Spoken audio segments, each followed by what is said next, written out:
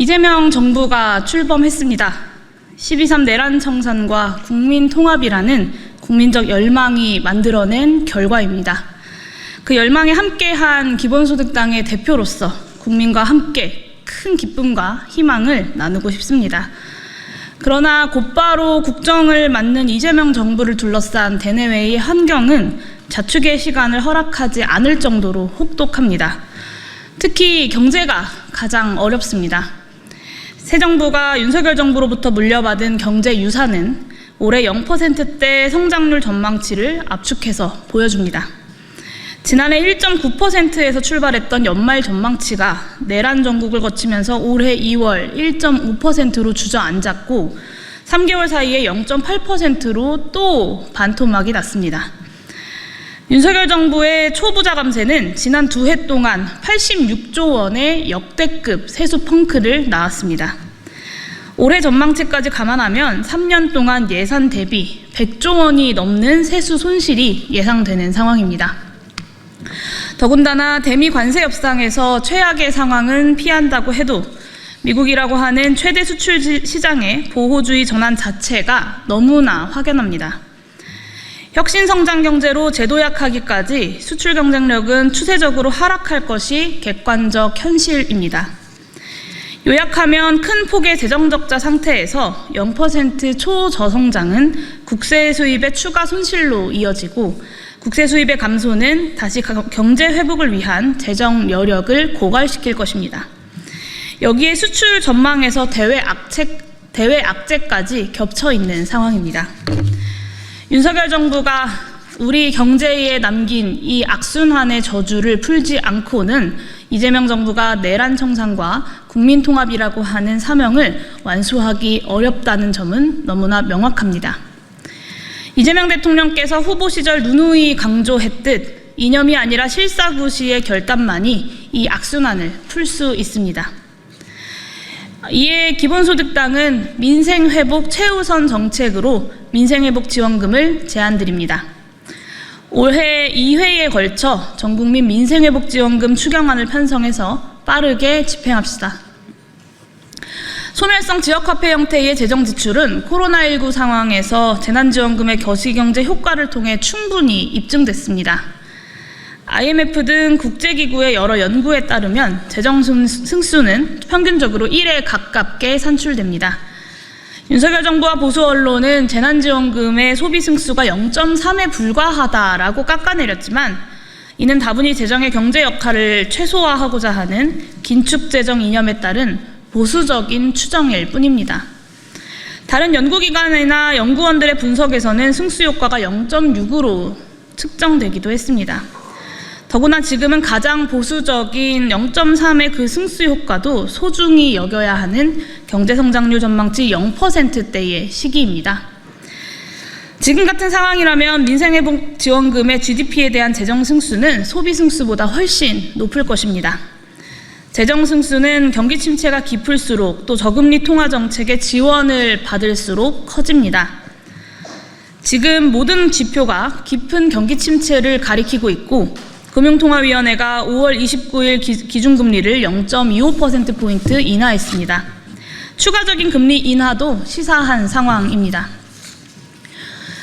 이런 종류의 재정 지출에 을에 따라붙는 물가 인상의 걱정도 현재 경제 상황에 비춰보면 기우에 가깝습니다.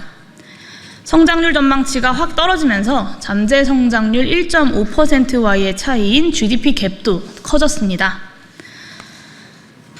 즉, 재정 지출의 물가 인상 압력이 최소화되는 조건입니다. 한때 1,500원대에 근접했던 원달러 환율이 1,300원대로 하향 국면에 들어서면서 수입 물가가 유발하는 물가 인상 압력도 많이 줄었습니다. 전국민 1인당 25만 원의 민생회복지원금을 2회 지급 시 약 26조 원 정도가 소요될 것으로 예상됩니다. 재정 승수를 국제기구의 기존 연구들에서 일반적인 1.0보다 더 상당히 낮은 0.7 정도로 잡더라도 26조 원의 재정 지출은 GDP의 0.7%포인트 증가로 나타날 것입니다. 1.55%에서 0.8%로 떨어진 성장률 전망치를 커버할 수 있는 결코 무시할 수 없는 수준입니다. 물론 민생회복지원금은 우리 경제의 구조개혁을 위한 직접적인 재정 지출은 아닙니다. 혁신성장 생태계 구축을 통한 우리 경제의 제도약은 미래 첨단 기술 부문에 대한 인내자본 공공투자를 통해서 달성되어야 합니다. 다만 그 혁신성장 경제의 기반을 마련하기까지 경제의 기초 체력을 유지하는 것은 매우 시급하고도 우선적인 과제입니다. 유능한 정부라면 반드시 해야 하는 일입니다. 민생회복지원금이 바로 그 역할을 할 것입니다.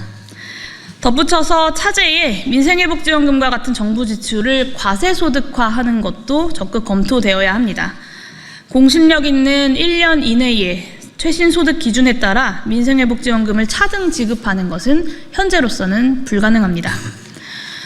민생회복지원금처럼 경기 진작용 보편적 공적 이전 소득에 제대로 된 과세가 이루어지면 국민 누구도 소외시키지 않으면서 소득이 높은 계층일수록 환수되는 금액이 커지는, 동시에 정부 재정 지출의 정당성과 효과성이 확연히 제고될 것입니다. 보편 지급과 선별 환수로 행정을 간소화하면서 부작용은 최소화할 수 있습니다. 마지막으로 정부가 빚을 내서 재정 지출을 하면 마치 그 돈이 경제에서 유실된 돈인 것처럼 호도하는 무지성 비논리에도 우리 정치가 물러서지 않고 맞서야 합니다. 정부가 원화 국채를 발행해 재정을 조달하면 정부는 국채 매수자인 민간에 이자를 지급합니다. 정부의 국채 이자 지출은 결국 국민의 소득입니다.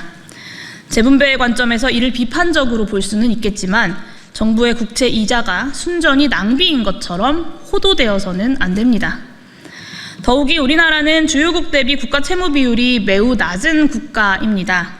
경기 진작을 위한 재원을 국채로 조달할 여력이 크다라는 것은 명백한 사실입니다. 일부 극우 세력들의 공연한 프레임 정치, 가짜뉴스 논란 키우기에 주춤거릴 때가 아닙니다.